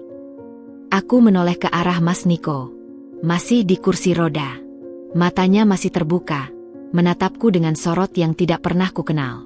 Dan perlahan, di sudut bibirnya, senyum itu muncul lagi. Senyum yang sama. Senyum yang membuatku yakin, ini bukan sekadar pura-pura. Ini adalah kejahatan. Aku mengeluarkan ponselku. Aku membuka nomor darurat. Dan di hadapan suamiku sendiri, di hadapan Dokter Hari, di hadapan anak perempuanku yang menangis terseduh-seduh, aku menekan tombol panggil. "Halo, polisi? Saya ingin melaporkan penipuan. Pelakunya adalah suami saya sendiri." Setelah telepon itu aku tutup, ruangan terasa begitu sunyi. Sunyi seperti sebelum badai. Aku berdiri di ambang pintu ruang periksa Dokter Hari, menatap Mas Niko yang masih duduk di kursi roda. Dia tidak lagi menunduk. Kepalanya tegak, matanya terbuka, menatapku dengan sorot yang tidak pernah kulihat selama 18 tahun pernikahan kita. Bukan sorot marah, bukan sorot benci, tapi sesuatu yang lebih dingin. Sorot seorang algojo yang kecewa karena korbannya tidak mati sesuai rencana. Nila masih memegang lenganku, tubuhnya gemetar hebat. Aku bisa merasakan kukunya menekan kulitku, tapi aku tidak merasakan sakit. Yang aku rasakan hanyalah api di dadaku. Api yang selama 2 tahun aku padamkan dengan air mata, kini menyala kembali dengan panas yang membakar segalanya. "Kamu benar-benar lapor polisi," kata Mas Niko. Suaranya datar, tanpa emosi. Bukan pertanyaan, tapi pernyataan. "Iya," jawabku. Pendek, tegas. Dia tertawa. Tertawa kecil yang perlahan membesar, bergema di ruangan itu, membuat para perawat mundur selangkah. Dokter Hari tetap berdiri di antara kami. Tangannya bersiap seperti wasit yang siap memisahkan 2 petinju. Manda, katanya sambil menggeleng-gelengkan kepala. "Kamu pikir polisi akan percaya? Aku ini suamimu. Aku pasien yang sakit. Kamu hanya istri histeris yang kelelahan merawat suami." "Kami punya bukti medis, Pak," potong Dokter Hari dengan tegas. "Saya sudah mendokumentasikan semua temuan saya. Hasil pemeriksaan hari ini menunjukkan bahwa Bapak tidak mengalami gangguan kesadaran. Ini adalah fakta medis yang tidak bisa dibantah." Mas Niko menoleh ke arah Dokter Hari. Matanya menyipit. Dokter, jangan ikut campur urusan rumah tangga orang. Nanti nama baik dokter bisa rusak." Nama baik saya tidak akan rusak karena melaporkan kejahatan, jawab Dokter Hari tanpa bergeming. Saya bersumpah demi Tuhan bahwa saya akan menjunjung tinggi kejujuran dalam profesi saya. Dan kejujuran mengatakan bahwa Bapak tidak sakit, Pak. Bapak berbohong. Mas Niko berdiri dari kursi roda. Perlahan, dengan gerakan yang penuh kesadaran, dia berdiri. Tidak sempoyongan. Tidak goyah. Dia berdiri tegak seperti orang yang tidak pernah terbaring 2 tahun. Para perawat mundur ke sudut ruangan. Nila menarikku ke belakang. Tapi aku tidak mundur. Aku justru melangkah maju. Aku tidak tahu dari mana keberanian ini datang. Mungkin dari 2 tahun air mata yang tertahan. Mungkin dari tanah-tanah warisan ayahku yang sudah ludes. Mungkin dari malam-malam panjang yang kulewati dengan tangan lelah memijat kaki orang yang ternyata tidak pernah membutuhkannya. Mas, kataku. Suaraku terdengar asing di telingaku sendiri. Keras. Tegas. Tidak ada lagi getar ketakutan. Mas tahu apa yang paling menyakitkan dari semua ini? Dia menatapku, sedikit terkejut dengan perubahan sikapku. Bukan hartaku yang habis. Bukan utang yang aku tanggung. Bukan lelahku selama 2 tahun. Tapi pengkhianatan itu sendiri. Aku mencintai Mas dengan sepenuh hati. Mas. Aku merawat Mas dengan sepenuh jiwa. Dan Mas membalasnya dengan menjadikanku bahan tertawaan. Bahan tertawaan? Dia menyeringai. Kamu sendiri yang memilih merawatku. Aku tidak pernah minta. Tidak pernah minta. Suaraku meninggi. Mas. Mas yang menjatuhkan diri dari tangga. Mas yang menyuruh teman Mas di rumah sakit pertama memanipulasi CT scan. Mas yang selama 2 tahun pura-pura tidak sadar. Mas yang mendengar aku menangis setiap malam dan tersenyum di dalam hati. Dia terdiam. Senyumnya mulai menghilang. Aku tidak akan pernah lupa. Mas, lanjutku, malam itu. Saat Mas berdiri di sudut kamar. Saat Mas bilang aku pantas mendapatkan semua ini. Saat Mas bilang aku sama seperti ayahku. Mas tahu apa yang ayahku katakan sebelum meninggal? Dia tidak menjawab. Ayahku bilang, jangan biarkan siapapun mengambil hartamu. Jangan biarkan siapapun memanfaatkan kebaikanmu. Termasuk suamimu sendiri. Ayahku sudah tahu. Mas, sejak awal, ayahku sudah tahu siapa Mas sebenarnya. Tapi aku terlalu buta untuk melihatnya. Nila di belakangku mulai menangis keras. Ayah, kenapa ayah tega? Ibu sudah merawat ayah dengan baik. Ibu mengorbankan semuanya untuk ayah. Kenapa ayah balas ibu seperti ini? Mas Niko menoleh ke arah Nila. Untuk sesaat, aku melihat keraguan di matanya. Mungkin karena Nila adalah anaknya. Mungkin karena Nila adalah satu-satunya yang selama ini masih menjenguknya secara rutin. Tapi keraguan itu hanya sesaat. Lalu dia kembali menatapku dengan mata yang sama dinginnya. Kamu tidak akan mengerti, Manda, katanya pelan. Kamu lahir dengan sendok perak di mulut. Kamu tidak pernah tahu bagaimana rasanya direndahkan. Bagaimana rasanya dianggap tidak ada harganya. Dan Mas pikir, merendahkan aku, menipu aku, menghabiskan harta warisan ayahku, itu akan membuat Mas merasa berharga. Aku menatapnya lurus. Mas salah. Itu hanya membuat Mas lebih rendah dari sampah. Wajahnya berubah. Untuk pertama kalinya, aku melihat ketakutan di matanya. Bukan ketakutan pada polisi yang akan datang, tapi ketakutan pada kebenaran yang baru saja kukatakan. Dulu aku takut kehilangan Mas, kataku. Suaraku kini pelan tapi berat. Tapi sekarang aku tahu, yang sebenarnya aku takutkan adalah kehilangan diriku sendiri. Dan Mas sudah mengambil hampir semuanya. Tapi tidak lagi, Mas. Mulai hari ini, aku tidak akan membiarkan Mas mengambil apapun lagi dari hidupku. Aku menoleh ke arah pintu. 2 polisi baru saja masuk, diikuti oleh petugas keamanan rumah sakit. Bu Manda, salah satu polisi bertanya. Iya, saya yang melapor, kataku. Aku menunjuk ke arah Mas Niko. Itu pelakunya. Suami saya sendiri. Selama 2 tahun dia pura-pura sakit untuk menguras harta warisan orang tua saya. Kami punya bukti medis dari dokter spesialis saraf dan saksi-saksi di sini. Polisi itu mengangguk. Dia mendekati Mas Niko. "Pak, saya harus meminta Bapak untuk ikut ke kantor polisi untuk dimintai keterangan." Mas Niko tidak bergerak. Dia menatapku dengan mata yang penuh kebencian. "Manda, ini belum selesai. Aku akan keluar. Dan aku akan membuatmu menyesal." Aku berdiri tegak. "Tidak, Mas. Inilah akhirnya. Akhir dari 18 tahun penantian ayahku. Akhir dari 2 tahun penderitaanku. Akhir dari pernikahan yang seharusnya tidak pernah terjadi." Aku menatapnya untuk yang terakhir kalinya. "Selamat jalan, Mas Niko. Aku tidak akan memanggilmu, Mas, lagi." Aku menggenggam tangan Nila dan berjalan keluar ruangan. Di belakangku, aku mendengar suara borgol terkunci. Aku mendengar Mas Niko memanggil namaku berulang-ulang, mula-mula dengan kemarahan, lalu dengan permohonan, lalu dengan tangis. Aku tidak menoleh. Di koridor rumah sakit, Nila memelukku dan menangis terseduh-seduh. Aku memeluknya kembali, membelai rambutnya yang panjang, sama seperti yang aku lakukan saat dia masih kecil. "Maafkan ibu, Nil," bisikku. "Maafkan ibu karena sudah menikah dengan ayahmu." Nila menggeleng. "Bukan salah ibu, Ma. Ibu sudah melakukan yang terbaik." Aku tersenyum. Di tengah kekacauan yang melanda hidupku, senyum itu terasa asing. Tapi aku tersenyum. Karena untuk pertama kalinya dalam 2 tahun, aku merasa bebas. 6 bulan setelah Mas Niko ditahan, aku mulai terbiasa dengan hidup yang sunyi. Rumah besar yang dulu ramai dengan suara mesin terapi dan langkah perawat kini hanya bergema dengan suaraku sendiri. Kadang Nila pulang di akhir pekan, kadang Bimo pulang sebulan sekali. Tapi sebagian besar waktu, aku sendirian. Dan untuk pertama kalinya, aku menikmati kesendirian itu.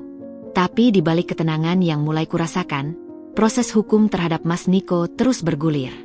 Penyelidikan polisi ternyata membuka lebih banyak kejutan daripada yang pernah aku bayangkan. Awalnya kukira ini hanya soal penipuan sederhana. Suami pura-pura sakit untuk menguras harta istri. Tapi ternyata, jaring kejahatan Mas Niko jauh lebih dalam dan lebih gelap dari itu. Suatu sore, seorang polisi bernama Ibda Andri datang ke rumahku membawa map tebal berwarna coklat. "Bu Manda, kami sudah melakukan penyelidikan mendalam," katanya, duduk di ruang tamu dengan gelas teh yang nyaris tidak tersentuh. "Ada beberapa temuan baru yang perlu ibu ketahui." Aku duduk di hadapannya, tanganku menggenggam erat ujung sarung yang kupakai. "Temuan apa, Pak?" Ibda Andri membuka map itu. Di dalamnya ada tumpukan dokumen, foto-foto, dan beberapa lembar kertas yang terlihat seperti rekening bank. Pertama, kami menemukan bahwa Pak Niko memiliki istri lain. Pernikahan siri yang dilakukan 3 tahun setelah ibu menikah dengannya.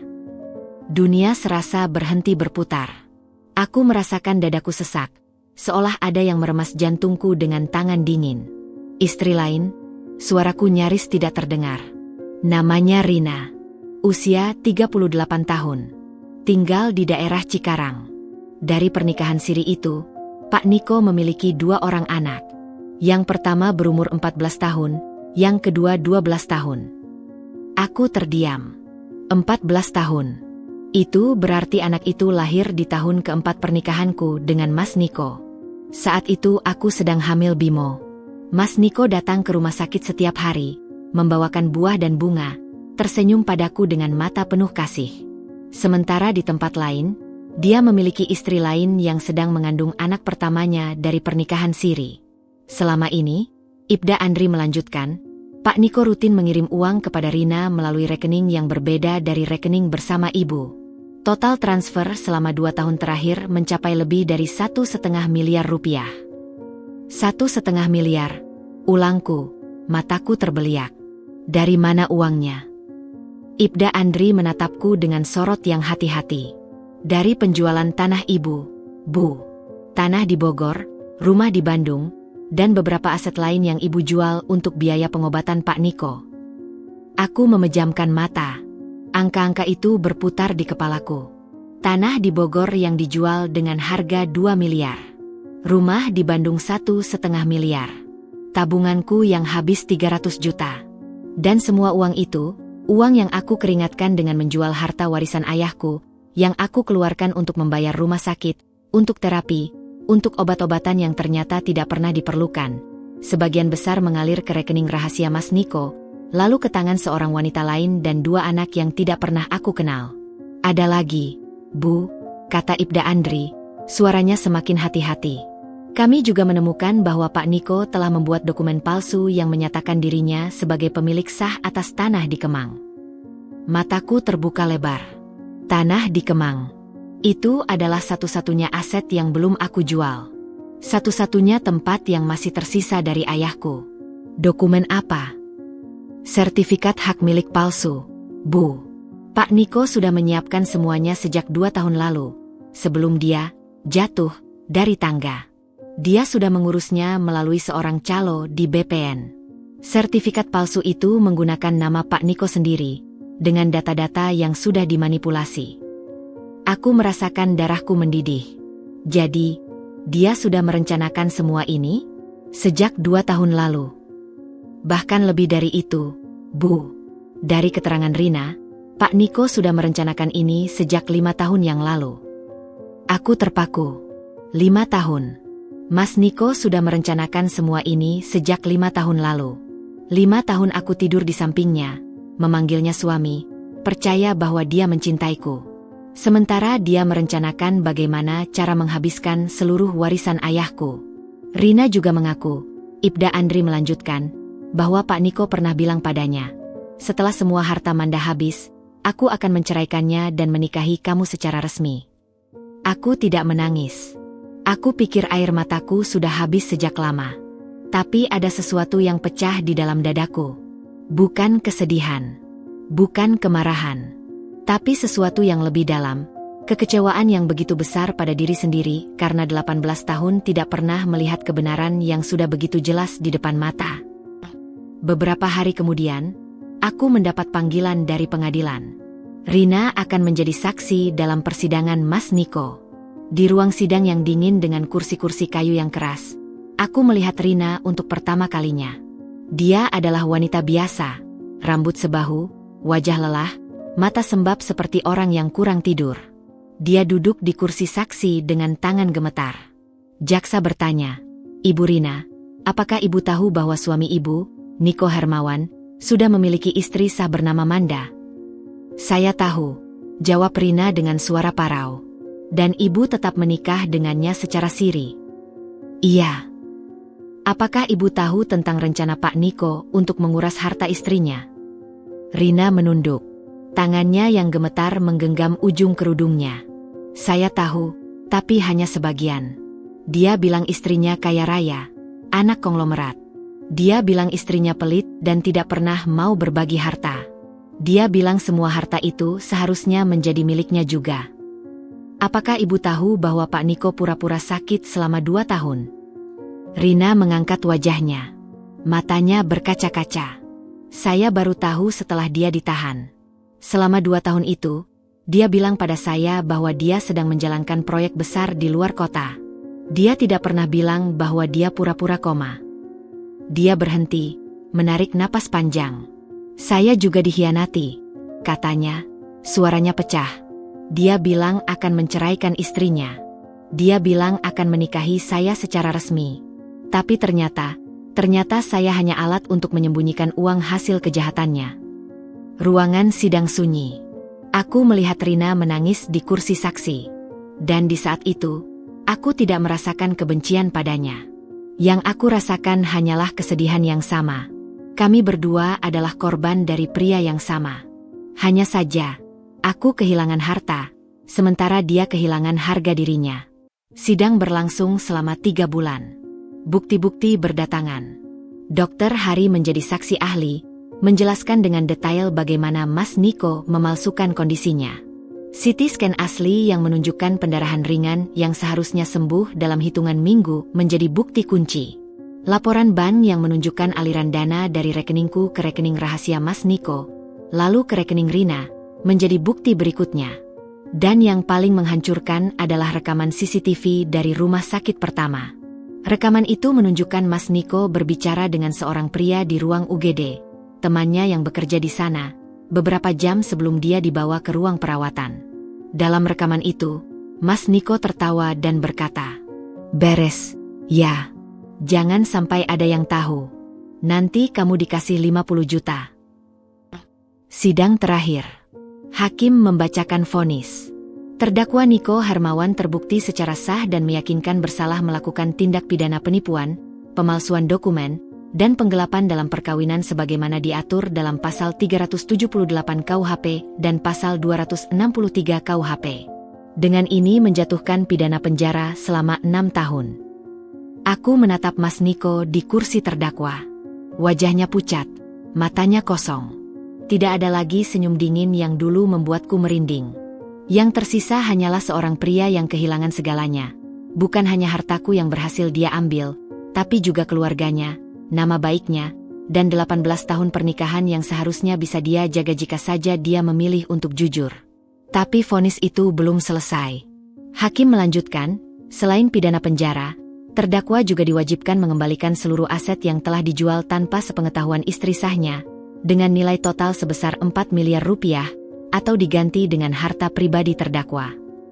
Mas Niko bergeming. Dia tidak punya harta pribadi. Selama ini dia hidup dari uangku. Dia tidak memiliki apa-apa selain utang. Karma berikutnya datang dari orang yang paling dekat dengannya. Ibunya, mertuaku yang selama ini selalu membela Mas Niko, datang ke rumahku beberapa hari setelah vonis dijatuhkan. Aku melihatnya di depan pintu, tubuhnya membungkuk. Rambutnya yang dulu disemir hitam kini dibiarkan memutih. "Manda," katanya, suaranya parau. "Maafkan saya. Saya tidak tahu anak saya sejahat ini." Aku mempersilakannya masuk. Kami duduk di ruang tamu seperti dulu, tapi tidak ada lagi kehangatan yang tersisa. "Saya malah sering menyuruhmu lebih sabar," lanjutnya, air matanya mengalir. "Saya bilang kamu harus lebih mengerti keadaan Niko. Padahal kamu sudah sangat sabar. Kamu sudah melakukan lebih dari yang seharusnya." Aku tidak menjawab. Aku hanya menuangkan teh untuknya, seperti yang selalu aku lakukan setiap kali dia berkunjung dulu. "Saya datang bukan hanya untuk minta maaf," katanya, mengusap air matanya dengan ujung kerudung. "Saya juga ingin mengembalikan ini."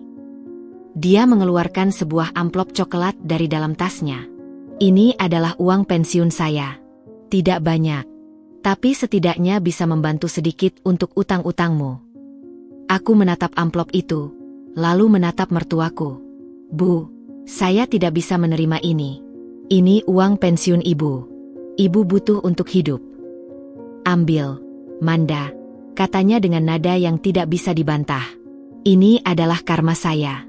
Karena saya yang melahirkannya, saya yang membesarkannya, maka saya ikut bertanggung jawab atas kejahatannya." Aku menerima amplop itu dengan tangan gemetar.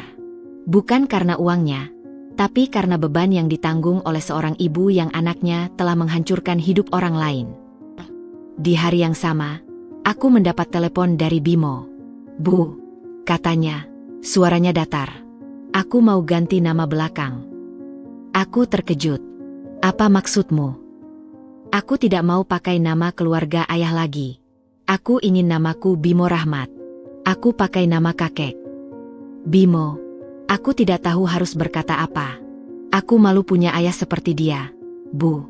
Dia bukan ayah yang layak dibanggakan. Dia penipu. Dia pengkhianat. Dia bahkan tidak pantas disebut manusia." Aku memejamkan mata. Aku mendengar rasa sakit di suara Bimo.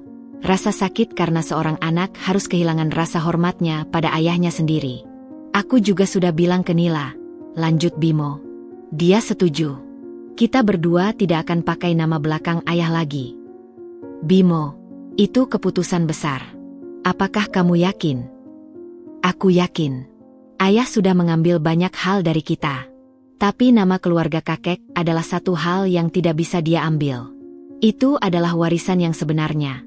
Bukan tanah, bukan uang, tapi nama baik. Dan aku akan menjaga nama baik itu." Aku menangis. Untuk pertama kalinya dalam berbulan-bulan, aku menangis karena sesuatu yang bukan kesedihan. Aku menangis karena bangga. Bimo dan Nila, anak-anakku, telah tumbuh menjadi orang-orang yang tahu mana yang benar dan mana yang salah. Mereka tidak mewarisi kebusukan ayahnya. Malam itu, aku duduk sendirian di ruang keluarga. Rumah besar yang dulu penuh dengan mesin terapi dan kursi roda kini telah kosong. Aku memandang sekeliling. Rumah ini juga akan segera menjadi milik orang lain. Aku sudah menjualnya untuk melunasi sebagian utang. Tapi anehnya, aku tidak merasa kehilangan. Aku teringat kata-kata ayahku, tahun-tahun terakhir hidupnya. Pintu rumah ini tidak akan pernah tertutup untukmu, Manda. Kapanpun kamu membutuhkan ayah di sini. Ayahku memang tidak lagi di sini. Tapi aku bisa merasakan pelukannya. Aku bisa merasakan bahwa dari tempat yang lebih baik. Ayahku tersenyum melihatku akhirnya berdiri tegak. Aku bangkit dari kursi. Aku berjalan ke jendela dan membukanya lebar-lebar. Udara malam masuk menyegarkan. Ayah, bisikku ke langit yang gelap. Aku akhirnya mengerti. Ayah tidak pernah melarang aku menikah dengan Niko karena ayah tidak sayang aku. Ayah melarang karena ayah tahu aku akan terluka. Maafkan aku. Yah, aku terlalu bodoh untuk mendengarkan. Bintang-bintang bertaburan di langit. Seolah menjawab bahwa dari sana, ayahku telah lama memaafkan. 1 tahun setelah persidangan berakhir, hidupku telah berubah total. Bukan hanya karena aku kehilangan hampir seluruh harta warisan ayahku, tapi karena aku menemukan sesuatu yang jauh lebih berharga, diriku sendiri. Rumah besar yang dulu menjadi saksi bisu 2 tahun penderitaanku kini telah dijual. Aku tidak menyesal. Setiap kali aku melewati lorong-lorongnya, aku masih membayangkan bayangan Mas Niko duduk di kursi roda, pura-pura tak sadar. Aku masih mendengar gema tangisku di kamar mandi. Rumah itu adalah penjara yang tidak pernah aku sadari selama aku menghuninya. Kini aku bebas. Aku pindah ke apartemen kecil 2 kamar di daerah Jakarta Selatan. Kecil, tapi milikku sendiri. Bukan milik warisan, bukan pemberian siapapun. Aku menyewanya dengan uang hasil usaha kecil yang kujalani, menjual kue kering pesanan online. Awalnya hanya coba-coba, ternyata berkembang. Nila membantuku mengelola media sosialnya. Sementara Bimo kadang menjadi kurir dadakan saat libur sekolah. Bu, pesanan bulan ini naik 20%, kata Nila suatu sore, menunjukkan ponselnya yang penuh notifikasi. Ibu harus tambah karyawan. Aku tersenyum. Pelankan dulu, Nil. Ibu masih mau belajar. Nila memelukku. Ibu hebat, Bu. Dari nol, ibu bisa bangun semuanya lagi. Aku membelai rambutnya. Ibu belajar dari pengalaman, Nil. Dulu ibu punya segalanya tapi tidak punya dirimu sendiri. Sekarang ibu tidak punya apa-apa tapi merasa lebih utuh. Itulah ironi yang paling aneh. Dulu, ketika aku masih memiliki tanah-tanah warisan ayahku, aku merasa kosong. Aku menghabiskan hari-hariku untuk memenuhi keinginan Mas Niko, untuk menjadi istri yang baik, untuk membuktikan pada ayahku bahwa pilihanku benar. Aku kehilangan diriku dalam proses menjadi apa yang orang lain harapkan. Sekarang, dengan tabungan yang pas-pasan dan usaha yang masih merangkak, aku merasa lebih hidup dari sebelumnya. Setiap pagi aku bangun dengan senyum karena aku tahu tidak ada yang perlu aku pura-pura. Tidak ada yang perlu aku takuti. Tidak ada yang perlu aku tangisi di kamar mandi dengan handuk di mulut. Aku menatap anak-anakku. Dulu aku takut kehilangan mereka karena kesibukanku merawat ayah mereka. Ternyata, justru setelah aku berhenti merawat ayah mereka, aku mendapatkan mereka kembali. Kalian tidak pernah berubah, ya, kataku. Mata mulai berkaca-kaca. Selalu ingin membantu ibu. Kami anak ibu, kata Nila sambil menggandeng tanganku. Kami lihat ibu berjuang. Sekarang giliran kami ikut jaga ibu. Beberapa bulan kemudian, toko kue, Manda's Kitchen, resmi dibuka. Kecil, hanya 3 meter kali 4 meter, dengan etalase kaca di depan dan 1 meja kayu di dalam. Tapi itu milikku. Milikku sepenuhnya. Hari pembukaan, Dokter Hari datang. Aku terkejut karena tidak mengundangnya secara khusus. Selamat, Bu Manda, katanya sambil membawa karangan bunga. Saya dengar dari Nila. Saya ingin lihat langsung. Terima kasih, dokter. Silakan masuk. Dokter Hari melihat sekeliling toko kecil itu. Matanya berhenti di foto ayahku yang kugantung di dinding. Foto hitam putih waktu ayahku masih muda, berdiri di depan rumah pertamanya di Kemang. "Ayah ibu?" tanyanya. "Iya. Dia pebisnis juga dulu. Dari nol." Dokter Hari mengangguk. "Bu Manda, saya salut sama ibu. Bukan semua orang bisa bangkit dari situasi seperti yang ibu alami." Aku tersenyum. "Saya punya anak-anak yang hebat, Dok. Dan saya punya ayah yang, meskipun sudah tiada, selalu mengingatkan saya untuk tidak menyerah." Dokter Hari menatapku lama. "Ibu tahu? Saya sudah bertahun-tahun menjadi dokter saraf. Saya menangani banyak pasien dengan cedera otak. Tapi kasus ibu adalah kasus yang paling berkesan bagi saya. Bukan karena penipuannya, tapi karena kekuatan ibu." Aku menunduk malu. "Saya tidak merasa kuat, Dok. Saya hanya tidak punya pilihan." Itulah definisi kekuatan sebenarnya, Bu. Bukan ketika kita memilih untuk menjadi kuat, tapi ketika kita tidak punya pilihan dan tetap bertahan. Kami mengobrol cukup lama.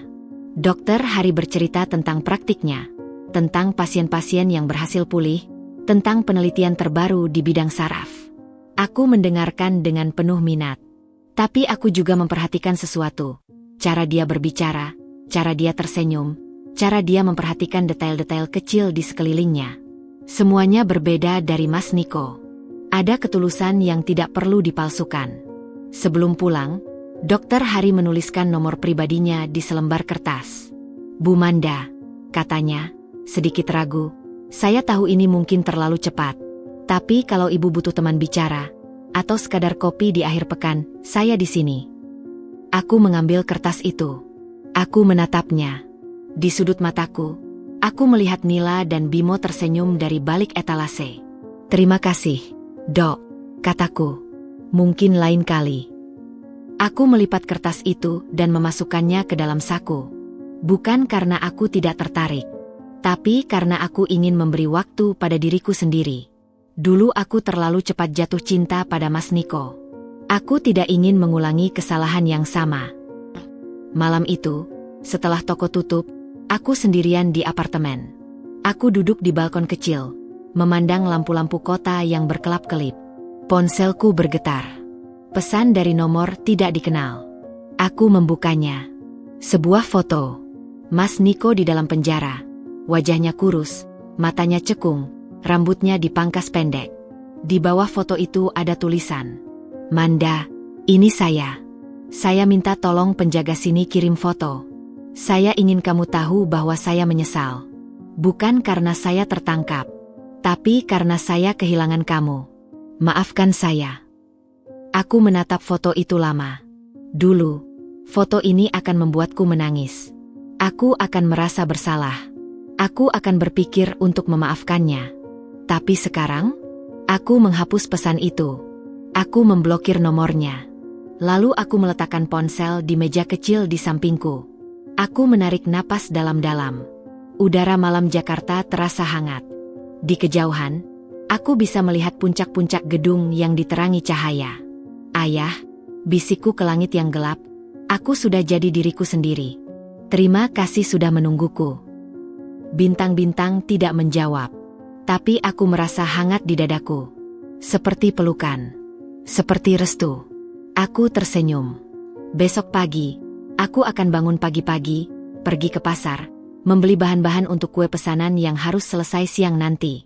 Aku akan membuka toko kecilku, menyapa pelanggan, menghitung keuntungan. Sore harinya, Nila akan datang membantu. Bimo mungkin akan mampir membawa kopi. Hidup yang sederhana. Hidup yang jujur. Hidup yang tidak perlu dipenuhi akting dan kebohongan. Aku Manda. Aku bukan lagi istri Mas Niko. Aku bukan lagi pewaris harta ayahku. Aku bukan lagi korban yang perlu dikasihani. Aku adalah aku. Yang baru. Yang utuh. Yang akhirnya, setelah 20 tahun, belajar untuk mencintai diriku sendiri. Dan itu adalah harta yang tidak akan pernah bisa dicuri oleh siapapun.